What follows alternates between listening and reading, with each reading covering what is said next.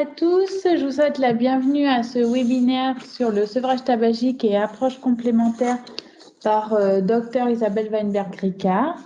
Ce webinaire est organisé par le CRES dans le cadre du mois sans tabac 2020, qui est financé par l'Agence régionale de santé Provence-Alpes-Côte d'Azur et Santé publique France. Donc, je me présente, je lève la main parce qu'on ne me voit pas parler. Marion Sylvain, je suis chargée de projet au Comité régional d'éducation pour la santé et je suis en charge du déploiement de la campagne Mois sans tabac en région en lien avec l'ARS. Aujourd'hui, à mes côtés, du coup, Lisbeth, qui est responsable de communication et qui travaille avec moi sur ce projet. Donc, nous animerons ce webinaire toutes les deux aujourd'hui. Je vais dire deux mots sur le CRES. Pour ceux qui ne nous connaîtraient pas encore, donc le CRES est un centre ressources généraliste en éducation pour la santé et en santé publique et qui œuvre en faveur d'une approche globale de la santé. Donc les publics auxquels nous nous adressons sont les professionnels du sanitaire, du social, de l'éducation de la région ainsi que les élus. Donc si vous souhaitez plus d'informations sur notre structure, je vous invite à aller sur notre site internet dont Lisbeth va vous mettre le lien dans l'espace de conversation. Donc, parmi les missions du CRES, nous sommes ambassadeurs du mois sans tabac en région. Donc, nos objectifs, c'est de relayer la campagne nationale proposée par Santé publique France et mobiliser et accompagner les acteurs dans la mise en place d'actions. Donc, chaque année, c'est environ 250 acteurs qui se mobilisent pour cette campagne-là. En 2020, nous proposons une série de 8 webinaires, un par mois depuis septembre et jusqu'en mai. Donc, nous avons déjà abordé un certain nombre de thématiques, le marketing social, tabac et Covid-19, l'entretien motivationnel, le repérage précoce et l'intervention brève, et tabac et gestion du poids. Les deux prochains qui seront du coup en avril et en mai sont sur une sensibilisation aux politiques publiques de prévention du tabagisme. Et en mai, donc le 6 mai, ce sera présentation d'outils pédagogiques sur la thématique tabac. En fin de séance, nous vous renverrons le programme. Donc, il paraissait important d'aborder parmi les thèmes proposés la question des approches complémentaires donc, au traitement médicamenteux. Et pour aborder cette question, nous accueillons aujourd'hui le docteur Isabelle Weinberg-Ricard. Docteur, vous êtes donc praticien hospitalier du centre hospitalier de Montfavet. Vous êtes addictologue, tabacologue, psychothérapeute et chef de service de l'équipe de liaison et de soins en addictologie et de l'unité de consultation, addictologie et coordination de tabacologie du centre hospitalier d'Avignon. En lien avec votre présentation d'aujourd'hui, peut-être que nous pouvons rajouter que vous êtes titulaire du diplôme de psychothérapie intégrative et éclectique enseigné par le professeur Marie Carding au Vinatier à Lyon, que vous avez suivi la formation praticien hypnose et prise en charge des addictions par l'hypnose, que vous êtes titulaire du DU homéopathie et thérapeutique homéopathique et que vous êtes également formé aux thérapies comportementales et cognitives. Donc, toutes ces précisions ont leur importance au vu du sujet que vous allez présenter. Et en complément, dire que vous travaillez également avec l'association du Souffle 84, qui est une association déployant des actions visant à lutter contre les maladies respiratoires et qui est partenaire actif du mois sans tabac, notamment par la mise en place de formations sur les thématiques entretien motivationnel, prescription des substituts nicotiniques et repérage précoce et intervention brève sur le Vaucluse. Donc, pour revenir à notre présentation d'aujourd'hui, elle va se faire de la manière suivante. Il y a 4 aspects qui vont être du coup présentés, abordés par Dr Weinberg-Ricard. La définition des interventions non médicamenteuses, les approches complémentaires et la démarche de sevrage tabac, quelques approches spécifiques et enfin la dimension intégrative et éclectique en psychothérapie dans l'aide d'arrêt au tabac. Donc, c'est vrai que le champ des thérapies non conventionnelles pour l'aide au sevrage est extrêmement vaste et hétérogène. Et du coup, pour aborder cette question, je laisserai la parole à vous, Dr Weinberg-Ricard. Merci Marion. Donc, bonjour à toutes et tous. Je tenais à remercier particulièrement le CRES PARCA de m'avoir sollicité pour parler d'un sujet aussi intéressant et vaste que les méthodes dites alternatives, comme ça m'a été présenté initialement, et sevrage tabac. J'ai longtemps réfléchi à la manière dont j'allais pouvoir traiter de ce sujet. J'ai proposé déjà dans un premier temps de redéfinir l'intitulé pour le renommer sevrage tabagique et approche complémentaire. Et je vous propose ainsi donc d'aborder cette thématique sous un angle d'une analyse plutôt personnelle, à partir de données de la littérature, appuyées et confrontées de mon expérience professionnelle, et de vous exposer les lignes de convergence vers ce qui est défini actuellement comme l'approche intégrative éclectique en psychothérapie d'une manière générale. Voilà, donc je voudrais revenir un petit peu sur la notion sur l'évolution des représentations par rapport à ces approches. On a démarré dans les années 2010 à évoquer l'idée des interventions non médicamenteuses, une intervention non médicamenteuse qui est non invasive sur la santé humaine et qui surtout est fondée sur la science. Avec donc les INM, comme on les nomme, interventions non médicamenteuses, avec pour but d'améliorer la qualité de vie, d'éviter l'apparition des maladies, d'en réduire les développements, en tout cas les conséquences graves, de potentialiser les effets thérapeutiques donnés lors des maladies, augmenter la durée de vie et pourquoi pas amorcer une guérison. Donc, l'INM, la notion d'intervention médicamenteuse, a donné lieu ensuite à ce que l'on nomme les médecines, la notion de médecine alternative ou complémentaire, évoquant plus la dimension de l'organicité, le rapport à l'organe. Et puis, peu à peu, on a ouvert ce champ d'analyse et de compréhension vers la notion de thérapie, thérapie complémentaire, thérapie alternative d'abord et ensuite complémentaire, thérapie qui évoque plutôt la considération d'une stratégie thérapeutique avec la prise en compte de la dimension psychique. Pour arriver à la notion de l'approche.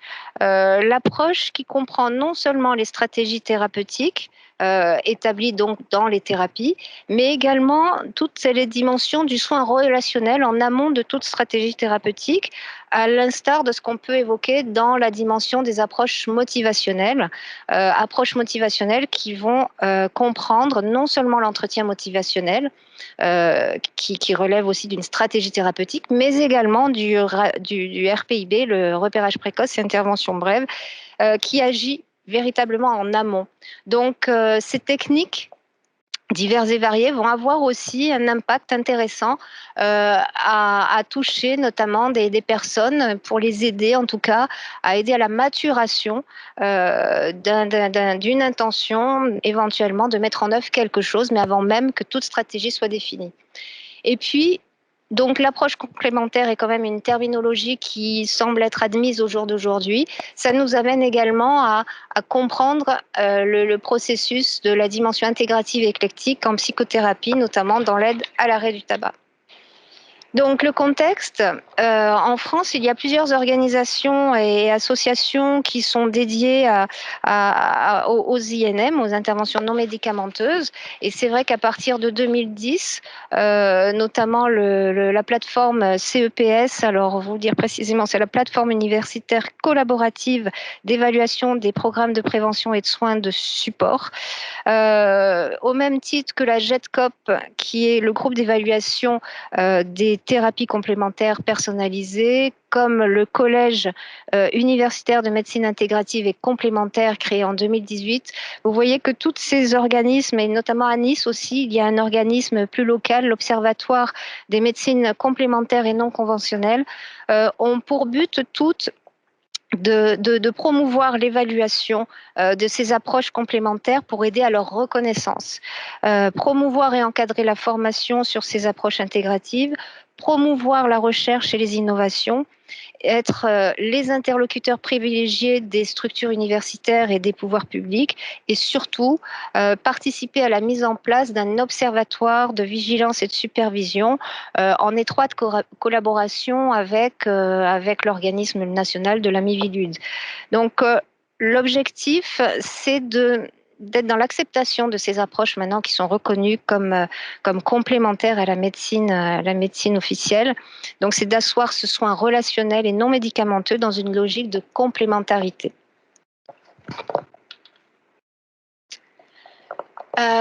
On nomme également, bien entendu, les Américains ont des nominations, donc je vous en ferai grâce. Et en français, donc on garde la dénomination de médecine alternative et complémentaire, les MAC. L'Académie nationale de médecine les nomme les thérapies complémentaires dans un rapport publié en mars 2013 et insiste sur le fait que ces pratiques doivent rester à leur juste place. Ce sont des méthodes adjuvantes qui peuvent compléter les moyens de la médecine. La Miviludes, qui est donc une mission interministérielle rattachée au ministère de l'Intérieur, nous met en garde et précise que recommande à ce qu'il y ait une grande vigilance par tous les acteurs de santé, toute la société, parce qu'aujourd'hui on est dans un contexte un petit peu de défiance vis-à-vis de la politique, des médias et notamment d'une partie de la médecine. Donc il est important que nous soyons tous vigilants pour éviter les déviances, en tout cas vers les dérives sectaires. Les médecines complémentaires donc, correspondent à des pratiques non traditionnelles utilisées habituellement conjointement avec la médecine conventionnelle. Le terme d'alternative, en fait, les médecines alternatives se réfèrent à des pratiques non traditionnelles utilisées à la place de la médecine conventionnelle. Et les médecines intégratives sont des soins qui utilisent toutes les approches thérapeutiques appropriées, conventionnelles ou non, en privilégiant la relation médecin-malade et la prise en charge globale du patient. L'OMS en 2017 a décidé que les États devaient commencer à intégrer ces médecines et ces pratiques non conventionnelles à leur système de santé.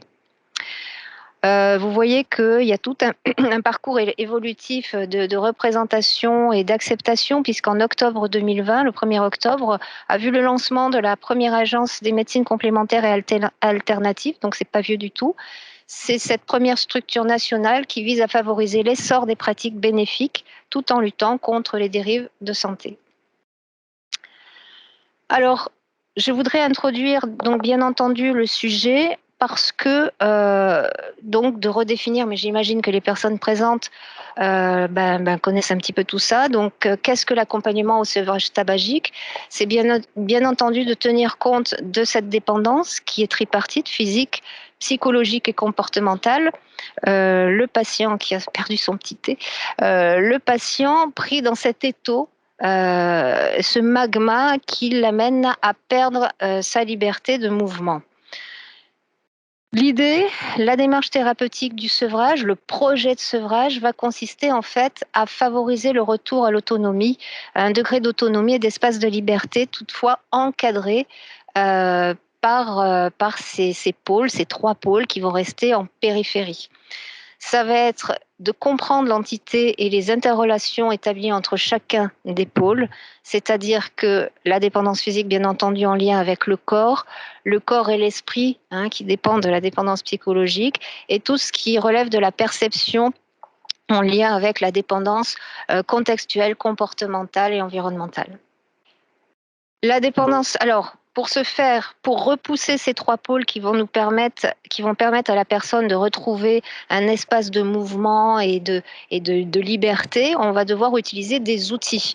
La notion d'outil est fondamentale parce que les outils n'ont pas de pouvoir thérapeutique absolu. Il y aura des guidances à manier l'outil. Chacun des outils va avoir une cible privilégiée, notamment pour la dépendance physique.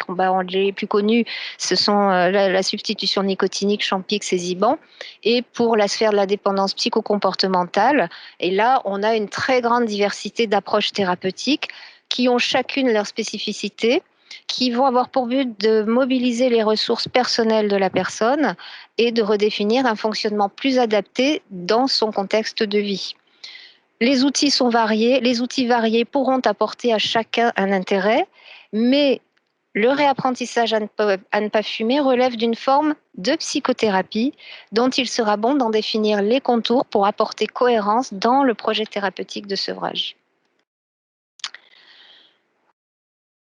Les thérapies alternatives et complémentaires, dites aussi donc thérapie de la représentation, tiennent compte des différentes dimensions de l'être humain. D'après Janssen, psychothérapeute, la notion de physique est rattachée au corps et au mouvement. La dimension émotionnelle au ressenti et au sentiment, la dimension intellectuelle au cerveau et ses capacités cognitives, et la dimension spirituelle à la compréhension de soi, du monde et les aspects transcendants de la vie, en relation étroite avec l'environnement. Au niveau des classifications, donc on a plusieurs classifications. C'est vrai que j'ai trouvé sur le msdmanuels.com ce tableau récapitulatif assez simple, assez clair. Ce qui est surligné en bleu, je vais avoir pour but de survoler assez rapidement parce que bien entendu, je vais pas avoir.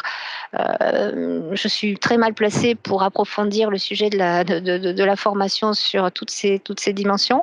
Mais en tout cas, vous apportez les définitions et les grandes lignes. Donc, je vais démarrer dès à présent par l'homéopathie. L'homéopathie, donc, et le sevrage tabagique, d'après mes recherches, on reste encore sur nombre d'études qui révèlent bon nombre de contradictions. Elle repose sur le principe de la similitude, c'est la capacité à développer chez un sujet sain des symptômes semblables à ceux observés chez le malade. Développe également le principe de l'infinitésimalité, utilisation de doses infinitésimales du remède préparé, dilué à plus de 100 fois. Le principe de totalité, c'est-à-dire que l'observation de l'ensemble de l'organisme, interaction du psychisme et du somatique, de l'organique et de l'environnement. Odile Le Saune, dans son ouvrage Le grand fumeur et sa passion, a apporté énormément de précisions d'ordre psychanalytique sur la relation entre la personne et le fumeur et la cigarette. Et sur un résumé très court, évoque avec précision la frustration orale. Et au regard de cette notion de frustration, en homéopathie, il y a un grand remède qui n'était pas proposé de façon quasi systématique dans le sevrage tabac, c'est Staphysagria, qui est le grand remède des manifestations psychiques et psychosomatiques après colère ou indignation refoulée et rentrée, et qui a un effet très intéressant devant les tableaux d'alexithymie, c'est-à-dire les difficultés d'expression, notamment des émotions. On peut considérer que Staphysagria, c'est d'abord l'arnica de la psyché. Vous connaissez tous l'arnica, le remède homéopathique qu'on donne aux enfants lorsqu'ils tombent parce qu'ils ont des bleus, mais qui soigne également les bleus à l'âme. Le remède du stress difficile à absorber. Donc, dans le sevrage tabagique, c'est un remède fort intéressant. La médecine traditionnelle chinoise, qui a ses origines qui datent depuis 2000 ans, est un système médical basé sur la philosophie selon laquelle la maladie provient d'un écoulement incorrect de la force vitale, le qi. Le mouvement du qi est restauré par l'équilibrage des forces opposées du yin et du yang, qui se manifestent dans le corps comme le chaud et le froid, l'externe et l'interne, le déficit et l'excès. Diverses pratiques sont utilisées pour préserver et restaurer le qi dans la santé, donc la santé, pardon. Les plus fréquemment utilisées sont les plantes médicinales et l'acupuncture. Alors, je ne développerai pas là non plus les plantes médicinales, mais juste un petit focus sur le kudzu, que beaucoup de personnes ont tendance à vouloir consommer pour aider au sevrage tabac. Au jour d'aujourd'hui, son action a été surtout démontrée par rapport à la consommation d'alcool, mais pas dans l'aide au sevrage tabagique. L'acupuncture, donc sur le corps, des points spécifiques sont stimulés, habituellement en introduisant de fines aiguilles dans la peau et les tissus sous-jacents. La stimulation à visée thérapeutique de ces points spécifiques est supposée modifier l'écoulement du qi le long des voies énergétiques, donc dénommées méridiens, et ainsi restaurer l'équilibre. Les moyens de stimulation sont mécaniques, thermiques et électriques. L'acupuncture diminuerait l'intensité du craving et les manifestations végétatives chez les fumeurs exposés à des stimulations visuelles qui favorisent la consommation de tabac. L'acupuncture permet une anxiolyse intéressante et augmente la durée du suivi des patients. Au niveau des études également, malheureusement, beaucoup de contradictions. On en dénombre un grand nombre, 135, j'ai pu répertorier 135 sur acupuncture et sauvage tabagique, dont 23 essais contrôlés et randomisés. Si l'efficacité à court terme, à la fin du traitement de l'acupuncture dans le sevrage tabac, semble effective et démontrée, l'efficacité à moyen terme, à 6 mois, ça reste encore à préciser, notamment en raison de faiblesses méthodologiques de ces essais. Selon les dernières recommandations de la Haute Autorité de Santé, l'acupuncture n'a pas fait preuve de son efficacité au même titre que l'activité physique et hypnothérapie.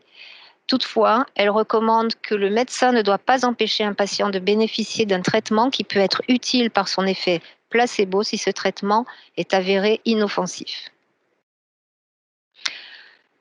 Les méthodes dérivées de l'acupuncture, donc encore une fois très peu d'études pour l'auriculothérapie, dont malheureusement les résultats favorables tiennent plus à l'effet placebo qu'à d'autres effets plus spécifiques. C'est une de ces méthodes largement utilisées en tabacologie. Elle a été développée en France dans les années 50 par le docteur Paul Nogier. Les points répertoriés correspondent à des zones réflexes uniquement situées sur le pavillon de l'oreille, suivant une organisation somatotopique. Les autres dérivés, acupressure, c'est une stimulation mécanique de certains points de massage, et la thérapie par laser, stimulation des points d'acupuncture par stimulation laser. Aucune évaluation clinique contributive pour ces deux dernières techniques dans l'aide à l'arrêt du tabac. En conclusion, pour l'acupuncture peut être proposée aux patients désirant arrêter le tabac dans le cadre d'une prise en charge globale.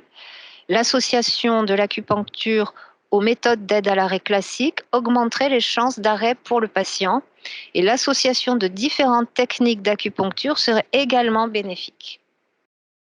La médecine corps-esprit se base sur la théorie selon laquelle les facteurs mentaux et émotionnels régulent la santé physique via un système de connexion neuronale, hormonale et immunologique interdépendantes à travers le corps. Des techniques comportementales, psychologiques, sociales et spirituelles sont utilisées pour améliorer la capacité de l'esprit à avoir un effet sur l'organisme et ainsi préserver la santé et éviter ou guérir la maladie. Dans ce champ de pratique, on compte l'hypnose. Alors, le docteur Gérard Salem définit l'hypnose médicale comme une méthode thérapeutique non spécifique consistant à faciliter la survenue d'états de conscience modifiés en vue de soulager ses souffrances tout en stimulant ses compétences psychobiologiques. C'est un véritable art relationnel. Elle permet d'accompagner toutes les formes de souffrance liées à la perception, anxiété, angoisse, douleur. Et ces états modifiés de conscience sont caractérisés par une modification de la perception du sujet, perception de soi, de son corps, de sa personnalité, de ses souffrances. L'expérience hypnotique semble, par ses effets naturels, comparable aux effets recherchés finalement dans l'addiction et procède en quelque sorte d'un échange d'expériences d'états modifiés de conscience contre un autre, facilitant un nouvel apprentissage expérientiel. Alors, pareil, je vais donc survoler et vous décrire de façon très schématique le déroulement de séances d'hypnose qui repose dans un premier temps sur une induction qui est la provocation de l'état hypnotique et qui fait appel à la suggestion, qui est une séquence de communication verbale ou non verbale qui va être à l'origine d'une réponse involontaire, qu'elle soit visible ou non. C'est un état de dissociation du conscient et de l'inconscient qui facilite l'acceptation des suggestions. Par exemple, pour le sevrage tabac, les suggestions de bien-être concernant la dimension physique vont viser à éviter les effets liés au manque de nicotine. Concernant la dépendance et l'accroche psychologique, les suggestions vont stimuler un travail inconscient pour tâcher de faire disparaître les anciens réflexes afin de mettre en place un nouvel équilibre et des nouveaux comportements. Il faut partir toujours de la personnalité du patient et pour avoir une alliance thérapeutique la plus forte, il faut partir de la réalité du patient pour que l'alliance thérapeutique soit la plus forte et on va utiliser des outils de communication hypnotique qui représentent une aide capitale pour mettre en place ce que l'on nomme une synchronisation. Qui va consister à marquer discrètement certains mots ou parties de phrases par un changement de tonalité, une courte pause, un rythme cassé juste avant sur le principe des suggestions. Concernant, j'ai mis la personnalité du patient, tout patient. Effectivement, tout patient peut prétendre à être accompagné en hypnose dans le cadre du sevrage tabagique. Il faut quand même néanmoins respecter certaines contre-indications qui relèvent des pathologies psychiatriques, notamment de décompensation ou de troubles plutôt psychotiques avec de dissociation et troubles psychocorporels. Se synchroniser avec le patient, c'est se mettre à son rythme avant de pouvoir le guider avec des suggestions adaptées. Par exemple, au niveau verbal, on peut partager le même vocabulaire, les mêmes expressions. Le paraverbal va considérer le ton de la voix, le débit verbal, le rythme, le volume sonore. Et puis les considérations non verbales avec la position du corps, la respiration. On considère que dans la consommation, l'addiction au tabac, il y a toujours des intentions positives dans une addiction, et notamment dans l'addiction au tabac. Tout symptôme a une fonction utile et il sera nécessaire d'aller explorer et découvrir le sens de cette fonction utile pour pouvoir redéfinir un comportement adapté pour satisfaire à cette fonction sans avoir les effets délétères de la consommation. Le déroulement va se poursuivre avec le but et l'objectif de défaire le lien en utilisant un travail sur une symbolisation laissée au choix du patient. La visualisation positive permet de projeter le patient dans le futur avec un nouveau comportement d'ex-fumeur ou de non-fumeur afin de pouvoir s'assurer que ce dernier est compatible avec chaque situation de sa vie. Les suggestions post-hypnotiques vont servir à assurer l'ancrage mnésique de cette expérience assimilable à un apprentissage significatif. Et puis, il y aura en fin de séance un retour à l'état de conscience ordinaire.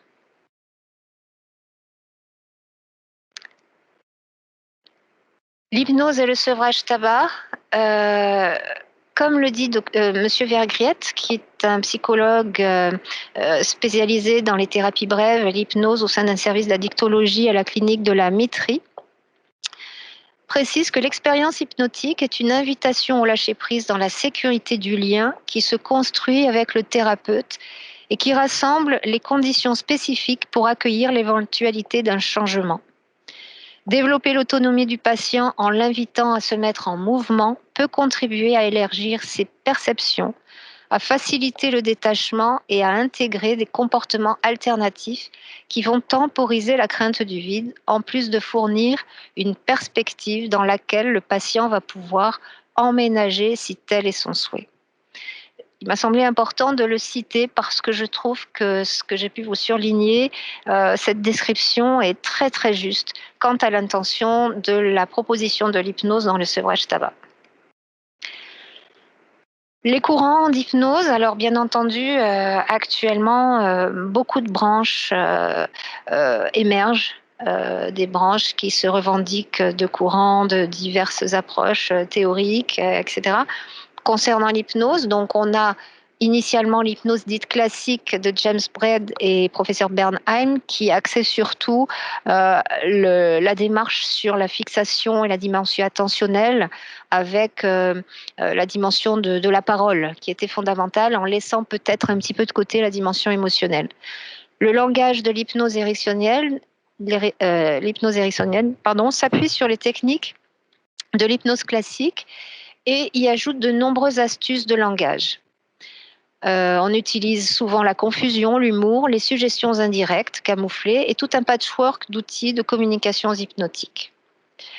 La nouvelle hypnose, telle qu'on la pratique aujourd'hui, c'est une forme d'hypnose dissociante, c'est-à-dire qui va plonger la personne dans son inconscient, laissant le soin au thérapeute de réharmoniser les automatismes psychiques et émotionnels, C'est la forme la plus complète à ce jour et la personne a sa part de créativité en participant à l'agir pour reconsidérer des nouveaux repères de vie et donc dans un équilibre harmonieux par rapport à sa dépendance. L'hypnose humaniste, elle est née dans l'an 2000, qu'on définit ce que l'on nomme l'état de conscience, non pas modifié, mais augmenté, situé entre les thérapies dites humanistes, comme la Gestalt, l'approche centrée sur la personne, l'hypnothérapie moderne, et les thérapies dites transpersonnelles. Donc, je ne développerai pas, mais il est clair que, au regard de ce que j'ai pu vous expliquer en introduction au début avec tous les organismes de vigilance, toute la dimension transpersonnelle est quand même très, très surveillée pour éviter l'emprise psychique des personnes vulnérables. La programmation neurolinguistique, donc, elle est née en 72 par les fondateurs Richard Bandler et John Grinder. Elle est issue de l'approche de Milton Erickson, autant que des influences de l'époque comme l'école de Palo Alto, les théories de communication, les courants systémiques en thérapie familiale, la Gestalt et les autres approches psychocorporelles et humanistes. Dans le prolongement de l'hypnose, la PNL se définit comme l'étude de la structure de l'expérience subjective du patient. La structure du langage d'un patient est le reflet de sa représentation du monde et de la représentation qu'il se fait de son problème. Par langage, on entend autant le langage verbal que le langage du corps, la gestuelle, les mouvements oculaires spontanés, les changements de coloration de la peau, la respiration, les changements de posture. Autre approche qui peut avoir un intérêt, un impact dans l'accompagnement au sevrage tabac, bien entendu, c'est le MDR. Je ferai grâce de mon anglais, qui a été mis au point par Francine Shapiro en 87. C'est une thérapie brève, résolument intégrative, car elle fait appel à différentes sortes d'approches psychothérapeutiques. Thérapie comportementale et cognitive, thérapie corporelle, hypnose, relaxation psychodynamique. Elle vise à faire disparaître les idées qui sont particulièrement incontrôlées, douloureuses, comme les cauchemars, les flashbacks, les affects, les peurs intenses, les sentiments d'impuissance et les comportements négatifs liés à une mémoire traumatique pour rétablir un équilibre cognitif et émotionnel du patient. Au jour d'aujourd'hui, le MDR peut être proposé, il y a une extension des indications à d'autres troubles psychiques tels que les phobies, les dépressions et donc par extension également, pourquoi pas, dans le champ de l'accompagnement dans les addictions. Ça permet un travail de stimulation, ça consiste à un travail de stimulation bilatérale alternée par des mouvements oculaires ou avec des petits tapotements sur les cuisses ou les épaules ou encore par l'alternance de bruit dans chaque oreille, consistant à libérer émotionnellement la charge traumatique d'un événement pour que ce dernier soit réencodé à une charge émotionnelle supportable. Il est certain que des projets de sevrage tabagique peuvent s'inscrire dans des histoires et des parcours de trauma. Et donc là, l'indication de l'MDR peut être portée. Une petite réserve pour le MDR avec les mouvements oculaires, d'être toujours très vigilant et de penser à demander à la personne si elle a subi des interventions au niveau des yeux, de l'accommodation, etc. Parce que à ce moment-là, il sera peut-être préférable de choisir les petits contacts cutanés par tapotement plutôt que les mouvements oculaires. L'EFT, Emotional Freedom Techniques, donc Gary Gregg, c'est un ingénieur américain qui a mis au point en association avec Callahan, un chercheur, un psychiatre, ils ont associé les techniques de la kinésiologie pour en fait traduire ce qu'ils ont nommé la technique de libération émotionnelle ou acupuncture émotionnelle ou psychologie énergétique, telle que Madame Van Loo a pu le décrire. C'est une technique qui a été mise au point dans les années 90 agissant sur le psychisme par l'intermédiaire du champ énergétique corporel. Et donc, en fait, c'est à la frontière entre le MDR et l'acupuncture parce qu'utilisant des points d'appui au niveau de la face, du dos de la main et du haut du torse, donc avec des zones d'appui, donc sur ces repères et sur ces méridiens prédéfinis. Le but étant de rétablir la circulation des énergies, de reprendre contact avec l'événement et l'émotion négative qui lui est liée. La méditation de pleine conscience, donc, c'est cultiver la pleine conscience et consister à porter intentionnellement son attention dénuée de jugement, de valeur, à l'expérience présente des phénomènes externes et internes avec une attitude d'acceptation. Plusieurs programmes thérapeutiques fondés sur cette pleine conscience ont été utilisés dans les troubles addictifs. Les modalités des traitements basés sur cette technique varient selon les programmes, mais en général comportent toutes des sessions de groupe. L'attention portée au présent soustrait le sujet au regret sur le passé et à l'inquiétude sur l'avenir. C'est un concept issu de la philosophie bouddhiste, mais est dépourvu de toute référence religieuse ou transcendantale. Grâce à une meilleure acceptation des pensées et affects, la pratique de la pleine conscience augmenterait la flexibilité cognitive et comportementale et réduirait les risques de rechute. Intégré dans les TCC de troisième vague tels que le programme de réduction de stress basé sur la pleine conscience que l'on nomme MBSR, c'est mis au point par Kabat-Zinn en 1985. Il y a également la MBCT, c'est-à-dire la thérapie cognitive basée sur la pleine conscience par Segal et collaborateurs en 2002, qui, en reprenant et adaptant les éléments de la MBSR à la prévention des rechutes dépressives. Un troisième courant, le DPT, c'est-à-dire la thérapie comportementale dialectique, mis au point par Lynn Han dans les années 90, pour traiter surtout les personnes avec des personnalités borderline.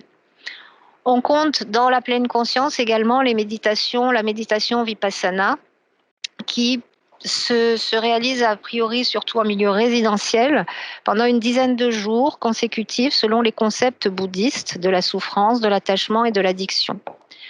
Le programme de prévention des rechutes basé sur la pleine conscience, c'est-à-dire MBRP, a été mis au point par Marlatt et collaborateurs en 2002 et combine la pleine conscience avec des techniques de cognitivo-comportementales classiques. Et toujours dans ce même registre de méditation de pleine conscience, on compte bien entendu la thérapie d'acceptation et d'engagement. Cette thérapie est mise au point par Hayes en 1999 pour traiter les troubles anxieux, les troubles dépressifs et les conduites addictives. C'est une thérapie expérientielle et humaniste, comme le propose Baldisson. Son utilisation repose sur l'hypothèse que l'abus de substances psychotropes a une fonction d'évitement des affects négatifs, des cravings et des symptômes de sevrage. Le changement de comportement passerait par la capacité à accepter ces états internes négatifs. C'est une thérapie intégrative qui amène le patient observateur de la réalité à se recentrer sur ses valeurs personnelles. Donc, méditation et sevrage amènent au contraire à accepter les pensées d'appel du tabac sans réagir. Elles sont perçues comme des événements mentaux transitoires que l'on peut voir apparaître et disparaître.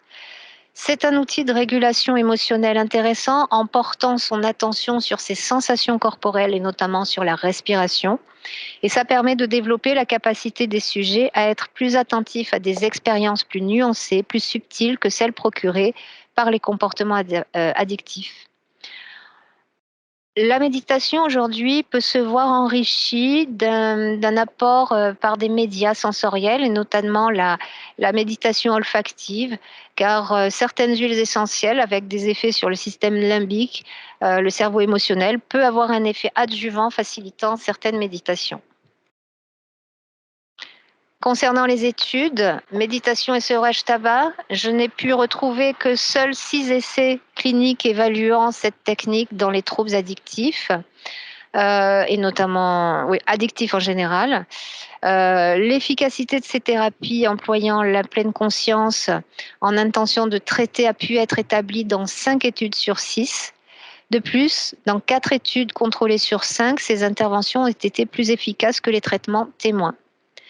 Par contre, les résultats sont toujours à pondérer au regard de certains biais méthodologiques, le pourcentage de perdu de vue en cours d'étude étant assez élevé, entre 28 et 55%.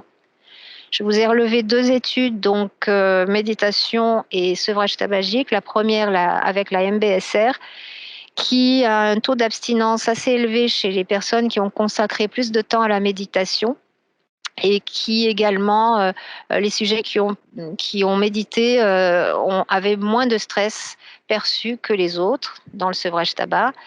Et concernant l'ACT, l'acceptation, la thérapie d'engagement et d'acceptation, il y a une légère amélioration dans le groupe ACT versus TSN, traitement substitution nicotinique, à 12 mois, mais la différence, elle est quand même non significative et il y a un taux d'arrêt relativement bas quand même dans le programme ACT. Les autres approches qui sont facilement utilisables dans la démarche d'accompagnement, la relaxation, bien entendu, ce sont des techniques de type médecine corps-esprit, ce sont des pratiques spécifiquement conçues pour soulager les tensions et les fatigues nerveuses.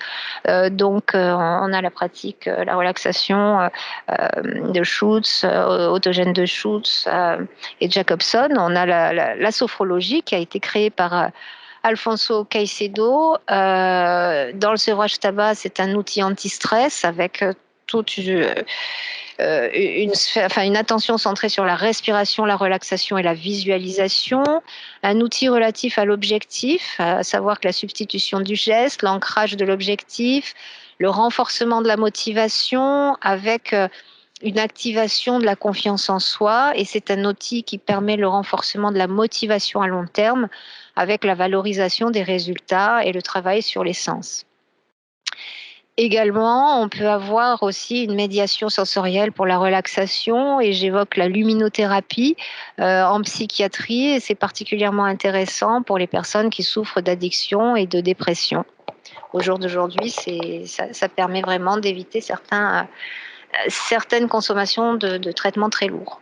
Les thérapies énergétiques reposent sur la croyance qu'une forme de vie universelle ou une énergie très très ténue, très étroite, réside dans et autour du corps. Alors, dans les thérapies énergétiques, il y a des praticiens, des pratiques avec les aimants qui utilisent des champs magnétiques statiques ou pulsés. Pour le sevrage tabac, il n'y a pas véritablement d'études et d'indications, c'est quand même beaucoup plus la douleur. Et surtout, il y a des contre-indications absolues à respecter, la grossesse, les porteurs de dispositifs cardiaques implantés, les pompes à insuline et les médicaments administrés par patch. Je pense que là aussi, c'est important toujours d'explorer en amont avant de se lancer à la réalisation d'une technique, de comprendre de connaître les antécédents de la personne, médicaux, psychiques, etc.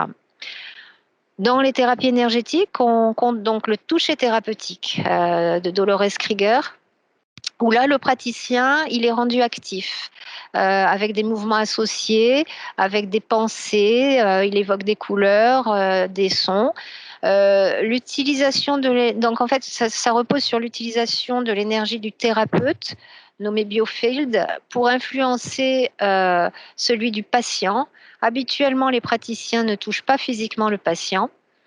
Et puis, ce que je peux vous dire sur cette technique, c'est que des études existantes n'ont pas trouvé de preuves suffisantes en faveur de l'efficacité du toucher thérapeutique dans le traitement d'un trouble quelconque. La résonance énergétique par stimulation cutanée, la RESC, mis au point par Fouchier, c'est une méthode non invasive qui s'appuie sur les principes de la médecine énergétique chinoise. Elle se pratique selon un principe digital en rapport avec les liquides du corps, basé sur une écoute tactile des points des méridiens et une action à distance par stimulation superficielle douce. C'est ce que est nommé le contact écoute, qui induit l'émission d'ondes de résonance. Elle accompagne ainsi le patient vers un ressenti d'apaisement, quelle que soit la pathologie, et sans se substituer au traitement médical. Je n'ai trouvé aucune étude sur sevrage tabac et RESC, par contre, un petit peu plus sur RESC et douleur. Et d'ailleurs, ce sont des pratiques qui sont maintenant proposées à la formation dans bon nombre d'établissements sanitaires. Concernant le Reiki, la force de l'esprit, donc ça vient du Japon, c'est originaire du Japon. Les praticiens visent à canaliser l'énergie à l'aide de leurs mains jusque dans l'intérieur du corps du patient pour faciliter la guérison et à laisser libre cours à la circulation de cette énergie. Donc il n'y a pas de guidance particulière et par contre les essais cliniques de haute qualité sur le Reiki sont limités et les résultats très peu probants. Le Qigong et le Tai Chi, donc de la médecine traditionnelle chinoise, donc utilisent toutes ces postures très douces, ces mouvements conscients et surtout la respiration pour amener le patient à un meilleur équilibre énergétique et provoquer un état de conscience modifié. En 2016, il y a eu un premier programme hospitalier de recherche clinique national dédié au Qigong, mené par Plett et collaborateurs et dans le domaine des addictions. Et notamment avec une étude sur l'exercice de la pulsion. L'étude KICA, donc Qigong Craving Addiction, considère le craving de nature pulsionnelle et que le Qigong pourrait contribuer à réguler ces tensions pulsionnelles. Donc Plett fait l'hypothèse que le retour à la perception soutenu par le développement des gestes d'attention appuyés sur la respiration nous place en amont de l'action motrice et constitue potentiellement un moyen d'action sur le processus compulsif. Alors, pour aborder la fin de ma présentation, pourquoi psychothérapie donc, ce qu'il faut en comprendre. Donc, dans psychothérapie, il y a thérapie, donc la cure, le soin, et psychisme, esprit, âme. Et c'est vrai que quelque part, comme je vous ai dit, au tout début, il faut raccorder le corps à l'esprit, etc. Donc, on peut légitimement évoquer la dimension d'une psychothérapie si on accompagne globalement la personne sur ces trois pôles, physique, psychologique et comportemental.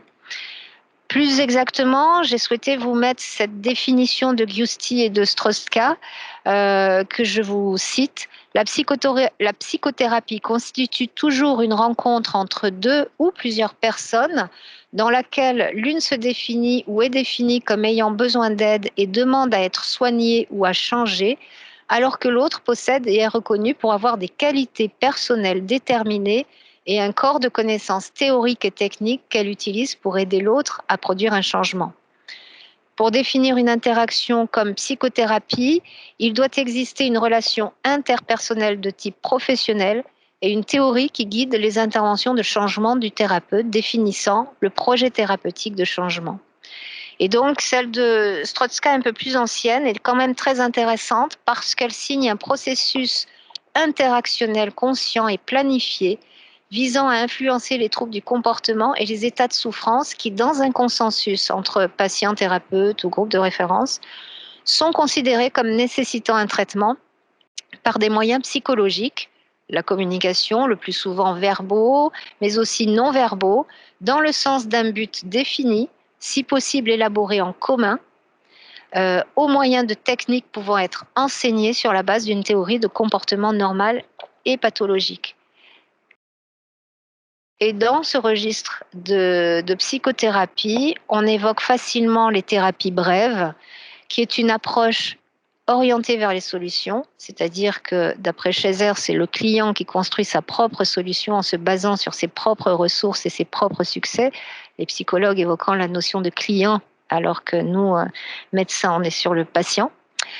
La thérapie de soutien, donc également une thérapie brève très intéressante. Donc, ce sont ces socles de stratégies thérapeutiques fondées sur des théories, donc qui aident la personne à supporter ses symptômes ou ses problèmes généraux, apporter un soutien moral. C'est le point de départ de toutes les autres psychothérapies. Elles n'emploient pas de technique spécifique. La thérapie comportementale et cognitive, dite TCC, c'est une thérapie brève qui vise à remplacer les idées négatives et les comportements inadaptés par des pensées et des réactions en adéquation avec la réalité. La thérapie des schémas, c'est la troisième vague des TCC en 90, mis au point par Jung. Il s'agit d'une approche intégrative qui associe des techniques cognitives, émotionnelles, comportementales, interpersonnelles, intégrant sur le plan théorique des éléments issus des théories de l'attachement et de relations d'objets sur le plan thérapeutique, des techniques d'intervention expérientielle tirées de l'approche de la Gestalt. Et dans la thérapie brève, on note également la thérapie d'ACT, d'acceptation et d'engagement.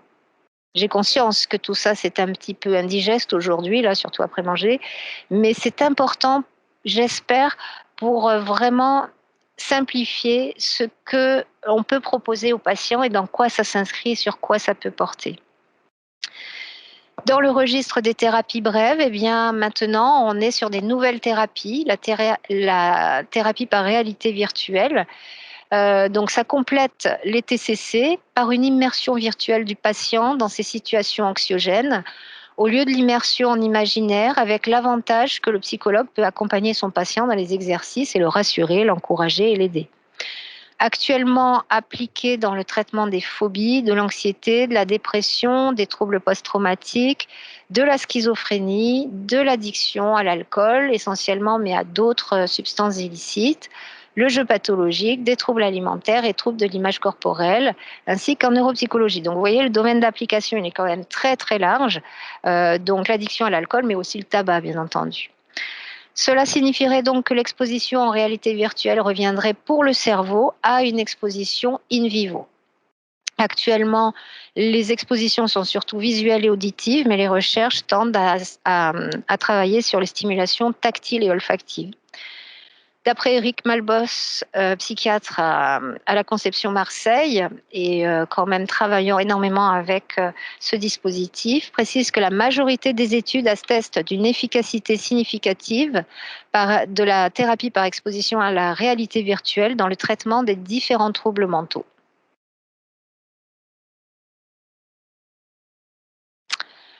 Par contre, il y a des précautions vraiment à suivre, notamment le jeune public interdit aux moins de 13 ans et les personnes qui ont déjà un rapport à la réalité difficile. Les limites également par rapport aux problèmes liés à l'adaptation physique, c'est-à-dire des problèmes d'oreille interne, des problèmes musculaires ou des problèmes au niveau des yeux. Comme l'indique Pierre-François Kaiser, ophtalmologue sur Lausanne, il précise que les yeux indiquent que vous êtes dans un environnement, mais l'oreille interne et les muscles disent que ce n'est pas le cas. Et cette incohérence des informations sensorielles peut provoquer, sur une exposition prolongée, des maux de tête, des nausées. C'est ce que l'on nomme le cybermalaise. Et donc, j'en arrive à la fin de ma présentation. De quoi parle-t-on avec cette histoire d'approche de psychothérapie intégrative et éclectique? La psychothérapie intégrative comprend la médecine conventionnelle et les médecines complémentaires et participe au mouvement de la médecine intégrative. Oui, la psychothérapie intégrative participe au mouvement de la médecine intégrative. Elle met en place des stratégies thérapeutiques variées, globales, structurées et créatives, empruntées aux différents courants et techniques de la psychothérapie. Donc, que je développe pas, que je cite les TCC, les psychothérapies analytiques, en psychanalyse, l'humaniste, la PNL, les gestalt, l'hypnose et les courants systémiques avec les thérapies familiales et psychogénéalogiques. Elle utilise aussi des courants de développement personnel, le yoga, le qigong, les relaxations, du transpersonnel avec les psychothérapies humanistes qui sont nées aux USA à partir des années 50 sous l'impulsion de Maslow et Carl Rogers. Ces stratégies sont personnalisées et adaptées à chacun en fonction du grand nombre de techniques disponibles. La notion d'éclectisme est sortie du chapeau par Norcross et Krenkevich en 89 aux États-Unis. Les thérapies éclectiques sont non théoriques, pragmatiques et empiriques, constituées d'un assemblage de techniques disparates. Donc là, on n'est pas sur la notion de théorisation, de stratégie thérapeutique, on est sur la notion de technique, d'outils techniques. L'éclectisme est arrivé en France en 1993 avec la création de l'Association française pour l'intégration et l'éclectisme en psychothérapie, la FIEP. C'est le premier niveau de la pratique intégrative, le plus fréquent et le plus répandu. On compte également le mouvement de l'éclectisme élargi qui associe médicaments et psychothérapie.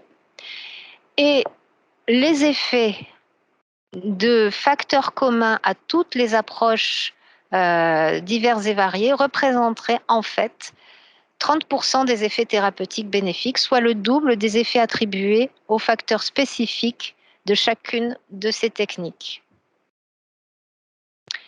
Qu'est-ce que les facteurs communs de succès à toutes ces techniques psychothérapeutiques? Jung, en 92, les a définis. On les compte au nombre de 6, à savoir que le premier point, le premier facteur fondamental à toujours travailler dans sa pratique, c'est la relation thérapeutique et la composante initiale indispensable, d'où découle bien sûr la qualité de l'alliance thérapeutique qui permet à elle seule de pronostiquer à 75% l'issue favorable d'une psychothérapie. Les méthodes qui accroissent la motivation et les attentes d'aide du patient. Bien entendu, tout ce qui concourt à favoriser l'augmentation du sentiment de maîtrise et d'efficacité personnelle en accroissant le degré d'estime de soi, facteur de changement le plus puissant. S'attacher à viser l'affrontement, l'exposition à de nouvelles expériences d'apprentissage, l'expression des émotions, définition du niveau d'activation émotionnelle et l'opportunité de pratiquer des nouveaux comportements. En conclusion, la place symbolique de ces approches dans le cadre de l'aide apportée au sevrage tabac relève d'une formation qui vient renforcer une compétence ou une spécialisation professionnelle déjà acquise, processus garant de la qualité de la réponse thérapeutique.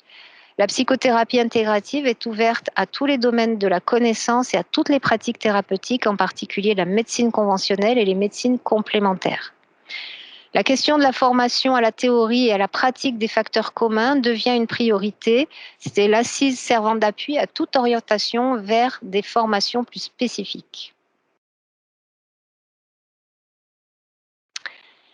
Et donc, ainsi, l'approche intégrative et éclectique, c'est une nouvelle manière d'envisager la théorie et la pratique des psychothérapies proposées dans l'aide au sevrage tabac. D'après plusieurs études, les qualités du thérapeute sont retenues comme critères garants de l'efficacité de la technique thérapeutique. Ces nouvelles approches amènent à un nouveau besoin, celui du conseil de professionnels compétents, capables d'orienter les demandes de psychothérapie vers les spécialistes et les méthodes plus adaptées à chaque cas. Donc, pourquoi pas en perspective la création, l'ouverture de services d'orientation psychothérapeutique dont les acteurs les mieux placés à jouer ce rôle seraient les psychothérapeutes formés selon une optique intégrative et éclectique. Donc voilà, j'en ai fini. Je voulais juste, j'espère vous avoir en tout cas apporté un éclairage sur la place et les réserves à accorder à ces approches dites complémentaires, dont l'impact essentiel, en fait, est une aide au recadrage psychocomportemental dans les programmes de sevrage tabagique. Je vous remercie.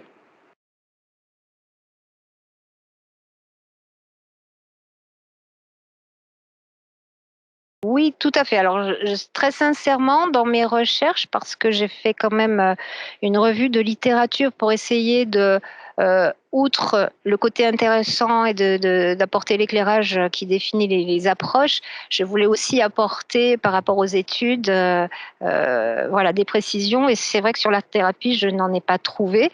Par contre, tout à fait, les approches complémentaires qui agissent peut-être en amont de programmes stratégiques thérapeutiques, comme je vous l'ai dit au tout début, tout ce qui vise la relaxation, l'art-thérapie avec l'expression émotionnelle, etc. Je pense que c'est très intéressant, très important, mais il faut que ça reste quand même calibré sur une colonne vertébrale et une stratégie définie par rapport au thérapeute. En fait, ce que j'ai voulu vous faire passer dans cette présentation, c'est que le sevrage tabac, c'est un projet, mais que l'offre de soins, ce qu'on va pouvoir proposer à la personne, c'est à nous de nous adapter à la personne, en fait. C'est pas à la personne de venir s'adapter à nous et à nos techniques et à nos spécialisations, nos spécialités.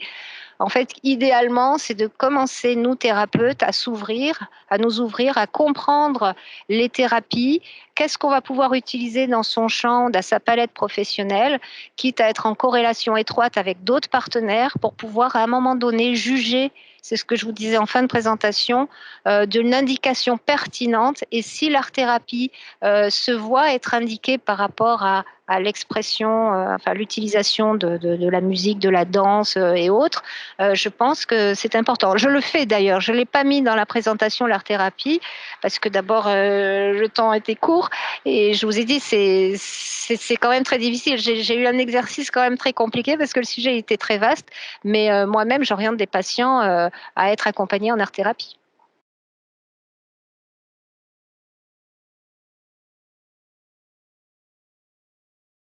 Non, non, en fait, tout se joue déjà, on accueille la personne, et on on accueille ce qu'elle vient nous apporter. Quelle est la demande, l'objet de la demande, et donc on va prendre un temps quand même suffisant pour, connaître la personne, explorer son histoire, son parcours de vie avec sa consommation de tabac, et donc en fonction, c'est là qu'on va construire ensemble éventuellement le choix et l'orientation. Hem Il n'y a pas de profil type. Après, il y a des recommandations, c'est ce que je vous ai dit, des réserves en fonction des pathologies, des troubles de personnalité, éventuellement avec des troubles psychiatriques qui ne sont pas stabilisés. Mais sinon, j'ai envie de dire que c'est vraiment un travail du thérapeute à s'adapter à la personne qui vient vous trouver et qui est en demande. La demande peut être floue initiale, et c'est à nous, thérapeutes, d'approfondir, d'explorer pourquoi il y a du flou, pour que vraiment il y ait émergence d'une demande précise, et à ce moment-là, de construire une réponse adaptée à cette demande.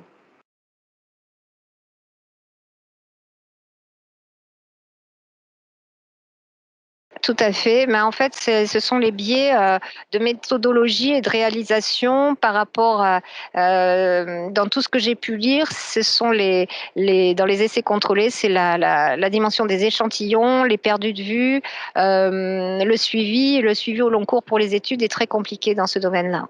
Mm. C'est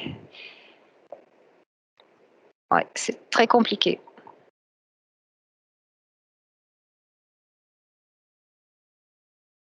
C'est une très bonne question. Heu, c'est encore un petit peu difficile. Alors, je pense que les intentions des thérapeutes, sont toujours très positives, mais malheureusement, il y a des cas de dérive. Donc, je crois qu'il faut se renseigner auprès des instances de supervision. Ça peut être aussi au niveau de l'ordre des médecins, hein. L'ordre, il y a bon nombre de thérapeutes qui ont des approches complémentaires à leur approche initiale thérapeutique, de compétences. Hem Notamment le terme de psychothérapeute, bah, là, c'est pareil, il y a un registre national, hein, où on est inscrit, donc c'est vrai que c'est un petit peu le garant. C'est vrai que si on n'est pas psychothérapeute, il y a des jeux de contournement, et c'est pour ça que les thérapeutes se font nommer, psychopraticiens. Donc je crois qu'il faut être très, très vigilant, et on a tous notre intérêt à ce que ces approches puissent vraiment être intégrées de façon complémentaire. C'est pas pour, elles n'ont pas de compétition les unes contre les autres, elles ont toutes un intérêt positif, complémentaire à la médecine conventionnelle, traditionnelle, qui est assez technique, qui, c'est vrai, laisse peu de place à l'émotionnel et au relationnel maintenant, hein, quand même, il faut le dire. Mais par contre, on se doit d'être le garant de ces pratiques pour éviter que les personnes, puissent être sous une emprise psychique, financière et autres. C'est ce que l'on nomme les dérives sectaires, quoi. Donc, je ne sais pas, au jour d'aujourd'hui, il n'y a pas vraiment d'ordre du collège des. Alors, si, c'est les premières organisations là que je vous ai citées vont avoir pour but, on peut les solliciter pour essayer de réguler sa supervision, pour justement rassurer les thérapeutes qui auraient tendance à orienter ou vouloir se lancer dans ces pratiques, pour être identifiés, repérés, et puis surtout rassurer les demandeurs, les patients intéressés.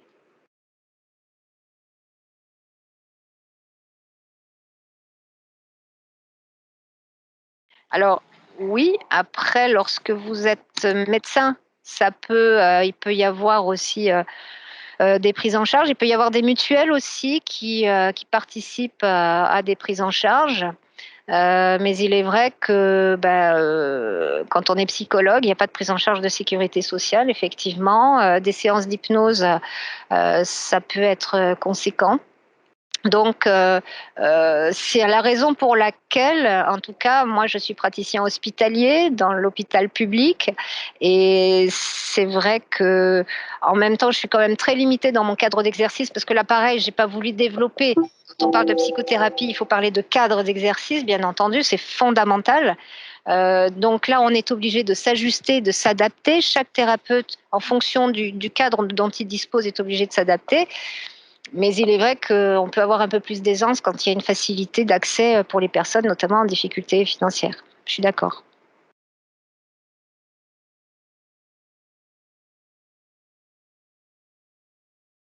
Alors, c'est une très bonne question, hein. Donc, c'est vrai que ça se met en place. Je ne vais pas dire que c'est expérimental, mais à Marseille, Eric Malbos, c'est celui qui développe énormément cette approche. C'est vrai que sinon, ici, nous, sur Avignon, on commence à l'évoquer, mais justement, il y a le coût de l'appareillage, mais le coût de la séance, c'est vrai que c'est une bonne question, je ne peux pas vous répondre. Mais j'irai me renseigner, bien entendu, parce que de toute façon, ça évolue très vite, hein. Là, je vous parle, mais je ne sais pas si dans quelques mois, on ne va pas être nous-mêmes peut-être intéressés à commencer à nous initier. Donc, il faut se former aussi. Et je me suis permise, voilà, aussi bien pour l'hypnose, moi, ça m'est arrivé des fois pour certains patients, voilà. Des patients pour le sevrage tabac, la caricature, c'est j'ai décidé, en fait, le patient va choisir un outil, il va dire voilà, j'ai envie d'essayer tel outil, l'hypnose, j'ai pas essayé ci, j'ai fait ça, mais ça n'a pas marché. Je crois que c'est à nous, thérapeutes, de recentrer la place de l'outil. À la base, il faut construire un projet de réapprentissage à ne pas fumer, et voilà, on peut établir plusieurs stratégies thérapeutiques au cours de son parcours de soins, et on peut partir un jour sur pourquoi pas s'il relève de l'hypnose ou pas, si pourquoi pas autre chose. Mais tout est dans le mouvement. La notion de mouvement, c'est fondamental pour la construction. Et je ne sais plus pourquoi je vous disais ça. Oui, ça m'est arrivé déjà de dire à certaines personnes qui ne parlaient que d'hypnose, que pour l'instant, ce n'était pas du tout indiqué. Il ne faut pas avoir peur de dire que c'est pas indiqué. C'est pas de dire qu'on est contre l'hypnose, pas du tout. Moi, je suis pour. Mais c'est de dire que la personne n'est pas dans une préparation suffisante pour adhérer à l'apport de cet outil, parce qu'à la base, il n'y a rien qui est construit. Il n'y a pas de thérapeutique de construit. Et donc, des fois, les thérapeutes, c'est ça aussi, il faut être vigilant par rapport à ça, c'est quand le patient, c'est sûr, quand on est dans le libéral, et le thérapeute exerçant en hypnose, il a besoin aussi de travailler.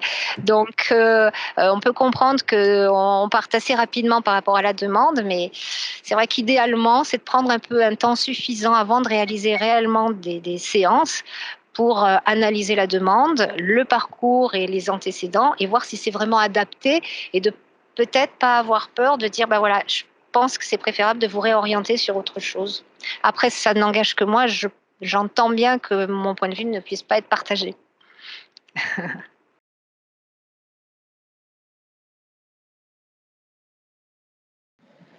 Ah oui, oui, tout à fait. Tout à fait, hein, donc ne serait-ce que toute la dimension de la communication, du langage, en fait, il est important d'accrocher l'échange avec la personne, de maintenir ce lien, c'est la qualité du lien. Donc là, on a tous été amputés d'un lien de proximité avec nos patients, mais la proximité, effectivement, on peut l'établir par la connexion visuelle ou téléphonique. Mais oui, les massages, tout ça, je vous l'ai dit, hein, ce sont des approches. C'est pour ça que je préfère vraiment parler d'approche comportementale comme approche motivationnelle, parce qu'on est vraiment en amont, même s'il y a des résultats positifs, la stratégie d'apprentissage à ne pas fumer n'a pas été construite, mais par contre, il y a une dimension d'apaisement, des tensions, de relâchement par le biais du contact cutané, du massage, de la relaxation, et ça c'est fondamental parce que c'est la première pierre à l'édifice.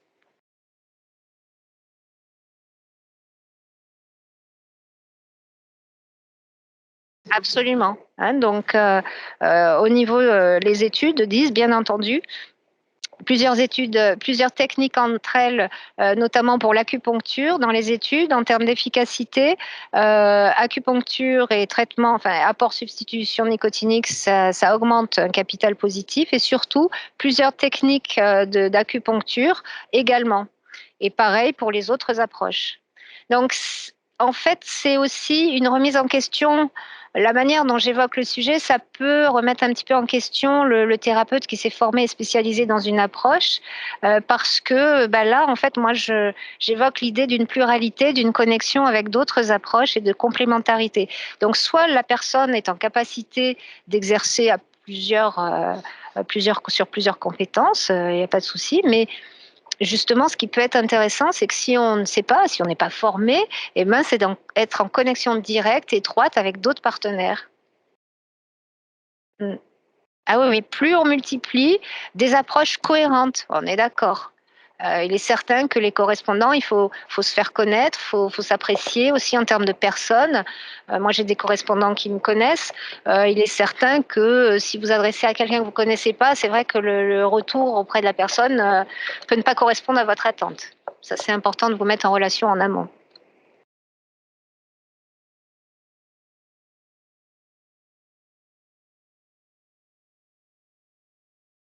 La naturopathie, de toute façon, c'est comme, ce sont les médecines comme l'homéopathie, c'est-à-dire qu'ils font appel à plusieurs techniques, des prescriptions de plantes, ça peut être aussi de l'hypnose, enfin, ce sont des approches, mais encore une fois, il ne faut pas rester exclusivement fermé sur sa compétence.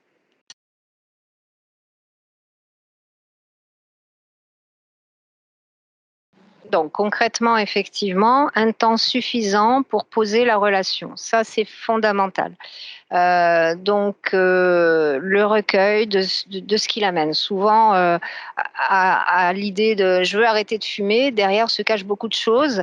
Et donc, peut-être que l'indication du sevrage, donc le projet, en fait, vous avez bien compris, j'ai essayé de faire des strates, c'est-à-dire qu'il y a le projet thérapeutique et le sevrage, ensuite qui ça va s'appuyer sur des stratégies qu'on va construire, des stratégies thérapeutiques en fonction effectivement si on est plus sur une dépendance physique, psychologique, comportementale.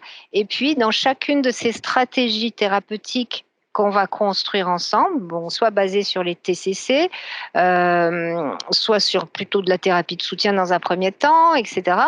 On va utiliser des outils.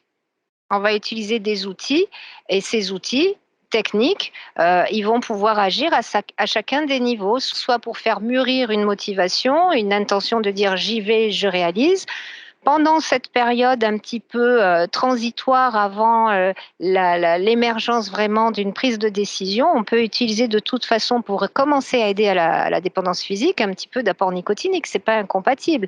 C'est pas parce que on part à l'approche complémentaire qu'il faut faire une croix sur les compléments nicotiniques entre autres. Après, c'est clair que pour tout ce qui est médicamenteux, Champix et Ziban, euh, c'est de toute façon Champix en seconde intention, assorti d'une thérapie d'accompagnement adaptée. Donc c'est comme ça qu'est proposé le Champix. Et puis Ziban, ma foi, c'est vraiment de la troisième intention.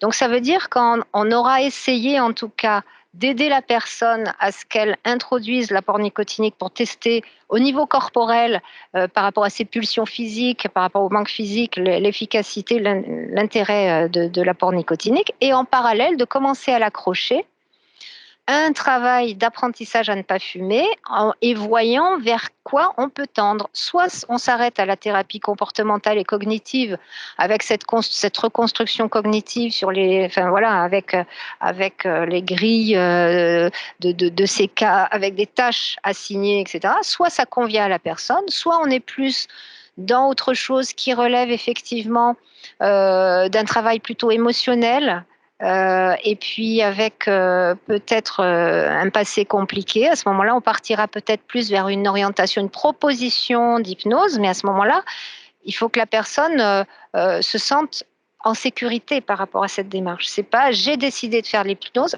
Voilà. Dès qu'on a un patient qui dit je souhaite faire ceci, faire cela, en présentant l'outil en première intention, là il faut recadrer, resituer la place de l'outil. Et puis s'il y a des domaines comme moi, je dépends d'un cadre particulier, c'est vrai que je ne travaille pas avec la transe, hein, au niveau de l'hypnose, je ne peux pas. Ici, je partage un bureau, enfin bon bref, ça n'est pas du tout possible. À ce moment-là, j'oriente sur des collègues. Ouais.